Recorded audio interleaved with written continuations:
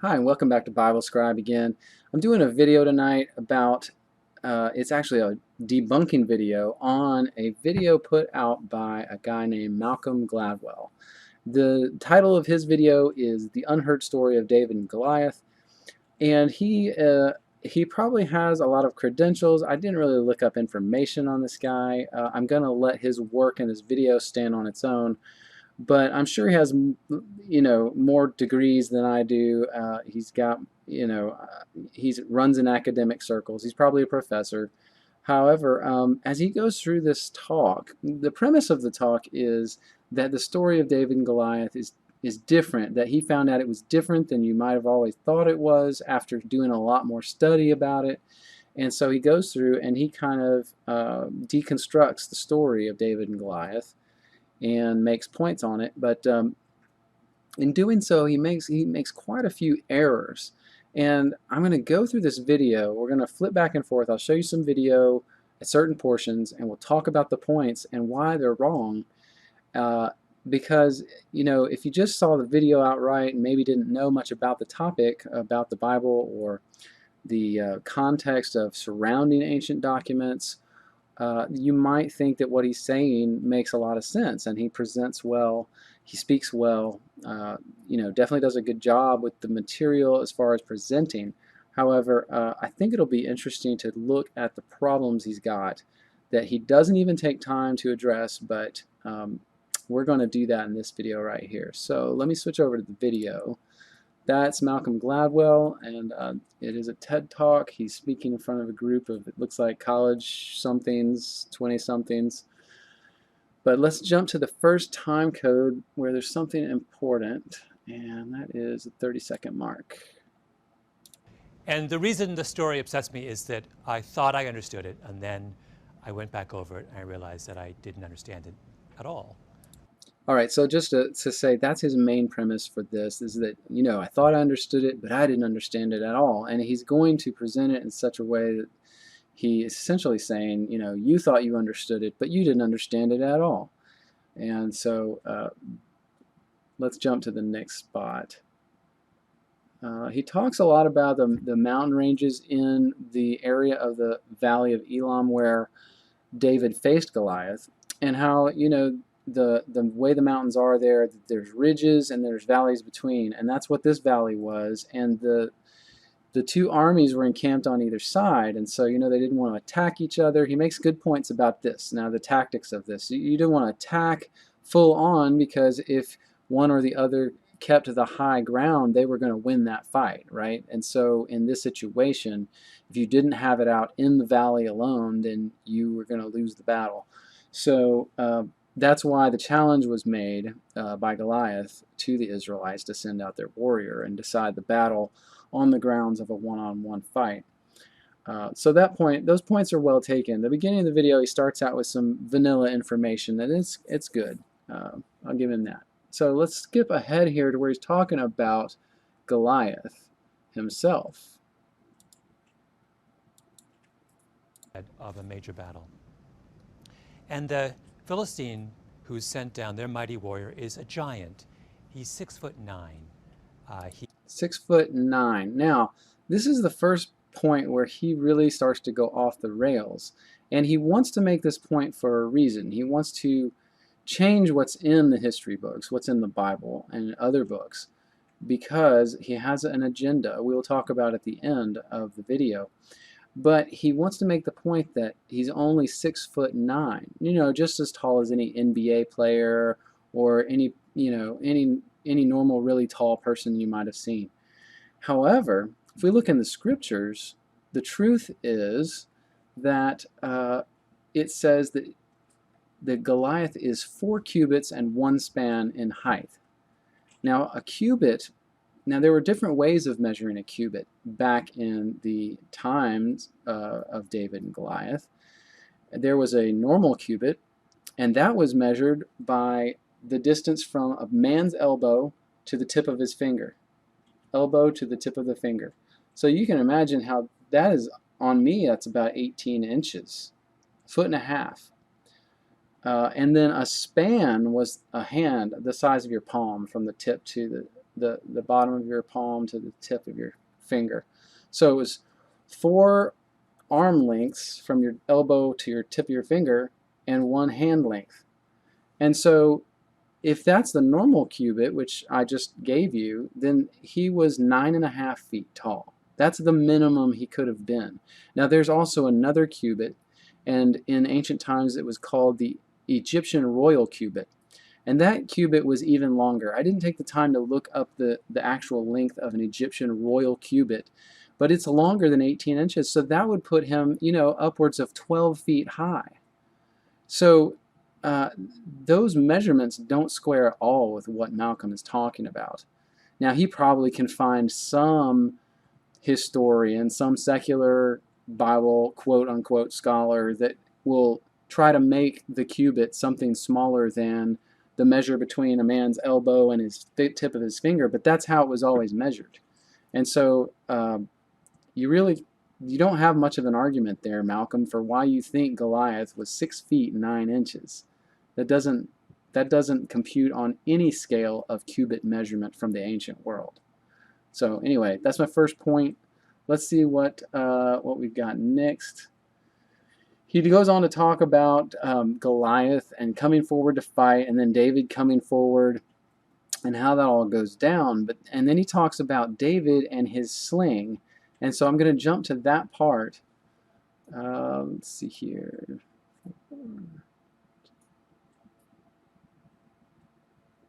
All right, here we go.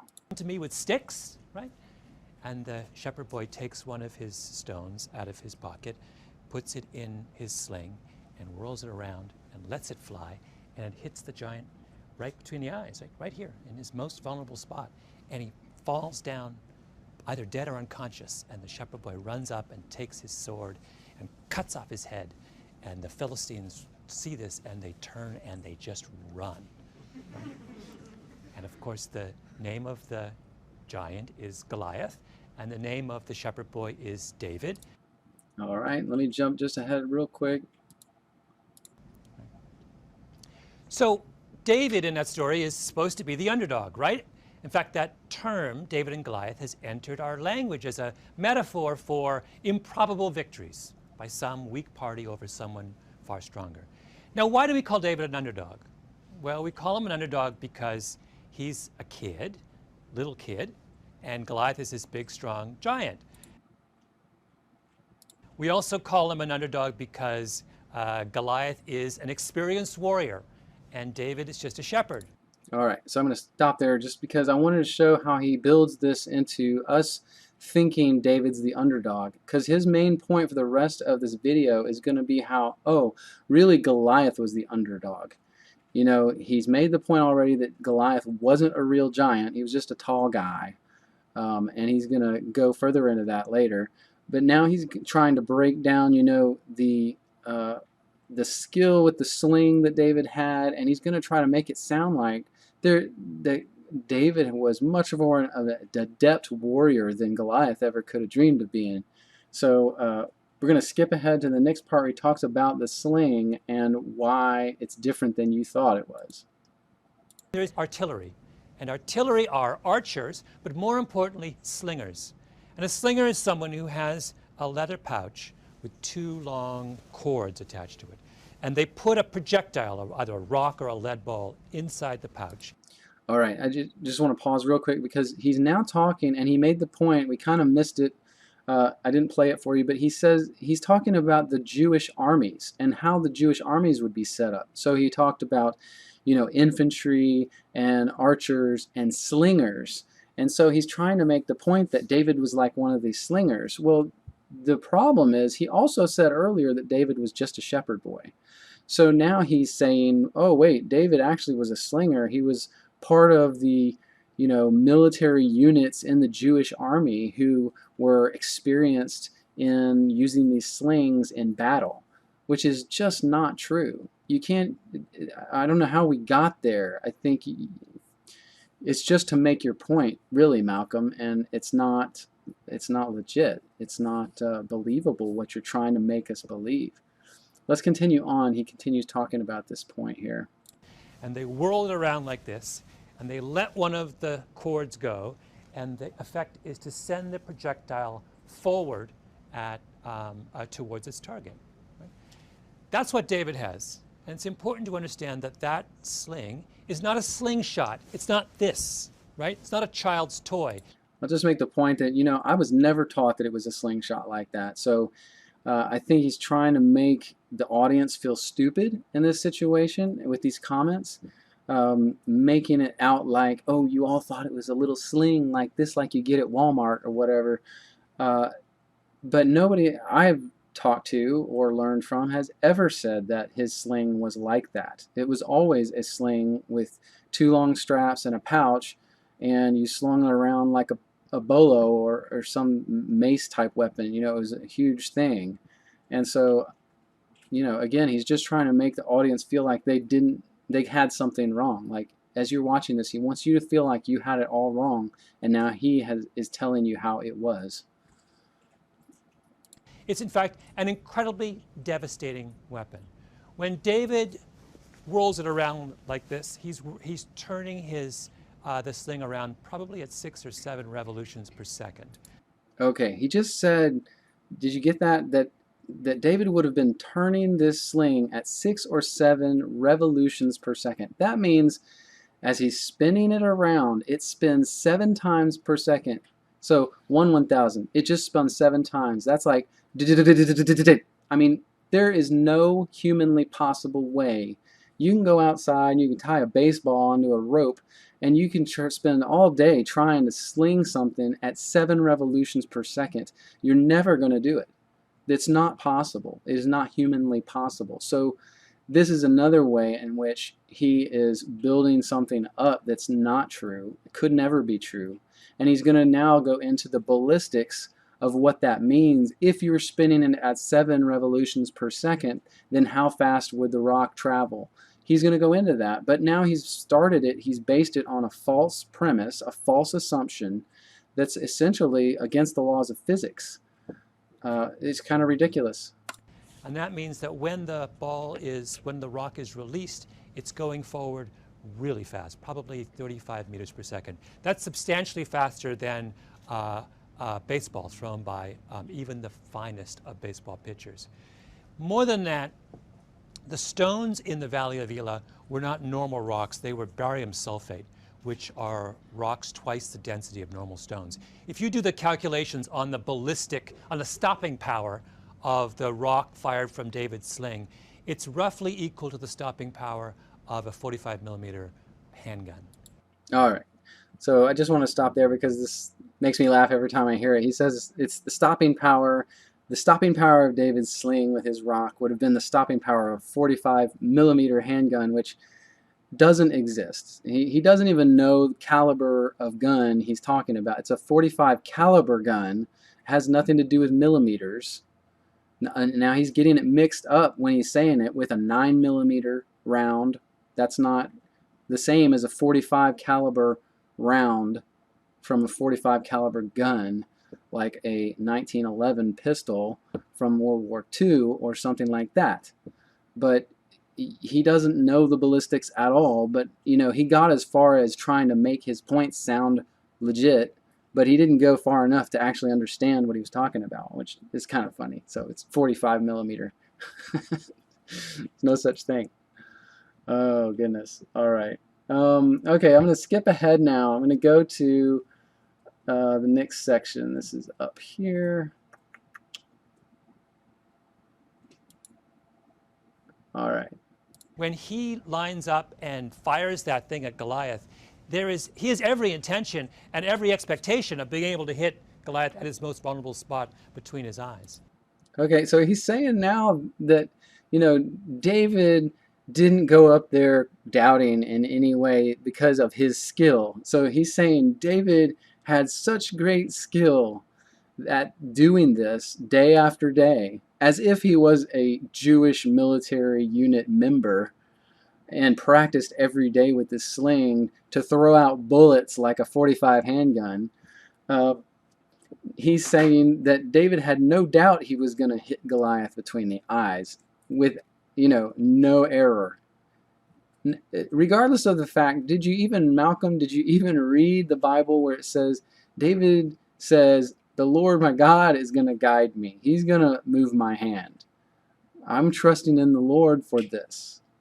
No, you didn't read that part. You probably skipped it. You probably erased it out of your Bible because you didn't want to acknowledge that he had some sort of faith in a higher power that actually might have some power. Okay? It's really ridiculous that you want to deconstruct the Bible to fit your little story here of how you figured out the story of David and Goliath. Give me a break. Give me a break. All right. Let's skip ahead here now to 10:07. Here's another section. So here he is, this shepherd, experienced in the use of a devastating weapon, up against Experienced this and devastating lumbering weapon. giant, weighed down by 100 pounds of armor and these incredibly heavy weapons that are useful only in short-range Poor Goliath. combat. Goliath is a sitting duck. He doesn't have a chance, right?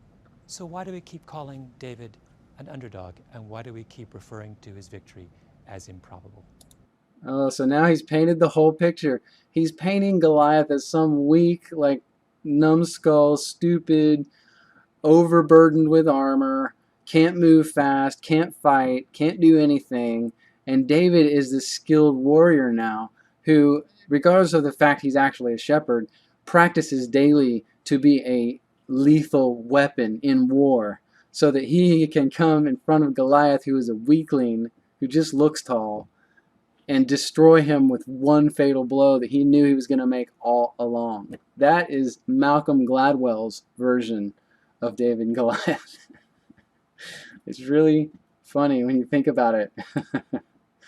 All right, now he's going to go even further and try to make Goliath sound like just a total decrepit cripple, as if he was in a wheelchair. I mean, listen to this. Mighty warrior. So to begin with, the Bible says that Goliath is led onto the valley floor by an attendant. Now, Okay, first of all, I just spent like 20 minutes looking through the verses, and I never saw anything about Goliath being led to the battleground by any attendants. That was not said. It said Goliath came forth from the camp of the Philistines. Goliath walked out. He came forth. There was no mention of any attendant or consort or group or even servant that came out with him. None. So I don't know what version of the Bible you're reading, Malcolm, but your version doesn't seem to say the same thing that most other versions say. I don't know where you're getting that. There was no attendant.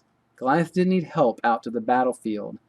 The Israelites wouldn't have been scared of a person that needed help out to the battlefield. They would have bowled over him like water over the beach, over the sand of the beach. I mean, your story is now to the point of ridiculous, Malcolm. I'm sorry. You've lost me. You've lost most of the people that watch this video. So ridiculous. All right, now to the last part of the video here. He's going to go further on, double down on the Goliath is a buffoon. down the mountain, and he's clearly not preparing for hand-to-hand combat, right? There is nothing about him that says, I'm about to fight you like this. He's not even carrying a sword. Why does Goliath not react to that? It's as if he's oblivious to what's going on that day. And then there's this strange comment he makes to David. Am I a dog that you should come to me with sticks? Right? Sticks? David only has one stick. Well, it turns out that there's been a great deal of speculation within the medical community over the years about whether there's something fundamentally wrong with Goliath. Yeah, Attempt to make cripple. sense of all of those apparent anomalies. There have been many articles written. The first one was in 1960 in the Indiana Medical Journal. And it started a chain of speculation that starts with an explanation for Goliath's height. So Goliath is head and shoulders above all of his peers in that era. And usually when someone is that far out of the norm, there's an explanation for it. So the most common form of giantism is a condition called acromegaly. And acromegaly is caused by a benign tumor on your pituitary gland. All right, now I can't watch any more of that part. So now he's making the point that some retarded medical journal guy came out with a story that he speculated that just like giant, quote, giants of the modern time period, the only people we see that are taller than like 6 or 7 feet are people that have pituitary gland issues, this condition he calls acromegaly. And he even brings up, I think it's Henry Wadlow. He was, I think, in the Guinness Book of World Records because he was 7'6" or something like this. But he had a pituitary gland issue, and because of that, he couldn't move well. He had problems with his limbs, so he waddled around. He didn't have any flexibility, and so they, you know, Malcolm here is saying, "Oh, Goliath must have been one of these crippled 7-footers." You know, a cripple that couldn't even barely walk. But yet he had like, what, 300, 200, 300 pounds of armor and a spear that was, according to the Bible, 20 feet long. Oh, but he was a cripple with a pituitary gland issue, right, Malcolm? He couldn't really walk out that well. It doesn't make any sense, Malcolm. I think it's obvious you're making this stuff up.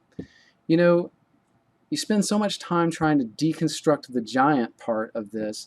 You know, maybe you should look at the scriptures in 1 Samuel chapter 21. You know what? I'm going to pull that up real quick.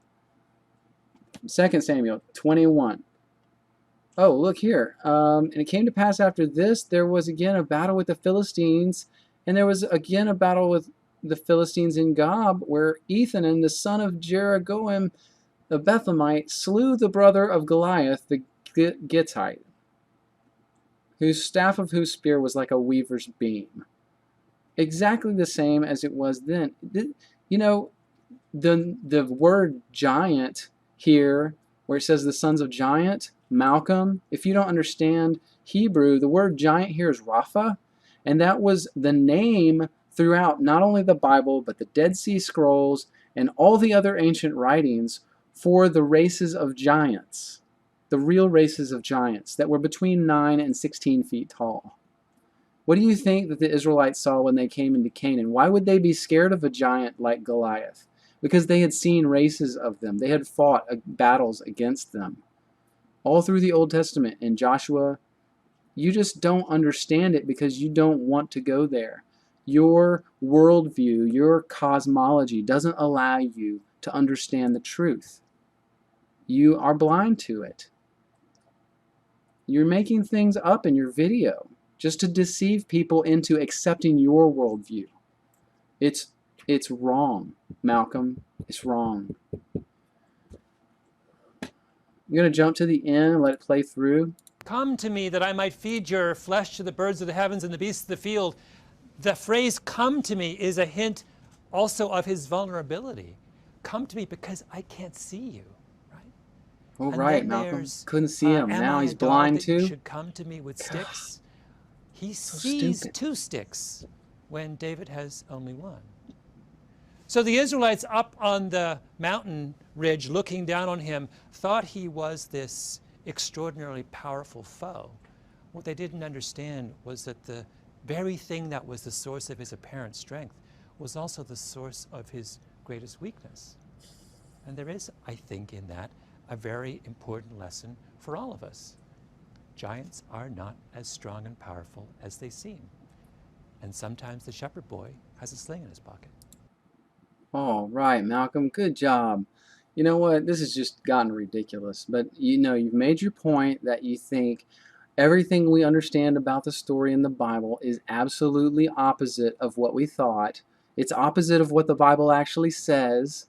And I don't know where you get that because you seem to be saying that you are referring to the Bible the whole time, Malcolm. So why is it that you come up with the opposite of what all those words in the Bible mean in 1 Samuel? How come you just totally misunderstand everything in there? I think it's because you have an agenda, and that agenda is to deconstruct the Bible and to tear it down and to ruin its authority because you don't want to believe it, Malcolm. You don't want to believe it. Even though it's plain, and not only does the Bible say these things, but the Dead Sea Scrolls say these things. The book of Enoch, the book of Jubilees, the book of Jasher. There are so many writings Malcom, that you haven't read that talk about this story and tell exactly what happened and reinforce the story in the way we've all understood it since we were kids. Since I was 5 years old, I understood it better than you. It's ridiculous that a grown man be willing to get up in front of people and lie.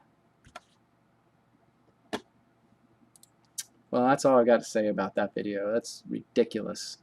So I hope you've enjoyed this, even though I've gotten a little frustrated. You know, we just got to speak the truth about these things. We can't let people like this get away with this kind of stuff. It's ridiculous. Regardless of how smart he thinks he is, regardless of how many degrees he has, regardless of the circles in academia that he travels in, he is dead wrong about these scriptures and the story of David and Goliath. He just doesn't know. Or if he does, I think actually Malcom does know. I think he knows, and he's trying to turn you away from the actual truth by making videos like this, by getting up in front of people and having it recorded and published to people like TED Talks. It's just a sad, sad thing that a grown man would do that. How do you sleep at night? How do you sleep at night? All right, if you guys enjoyed it, like, subscribe. Even if you hated it, but you got something out of it, like and subscribe and help me build my channel. I appreciate you guys. God bless.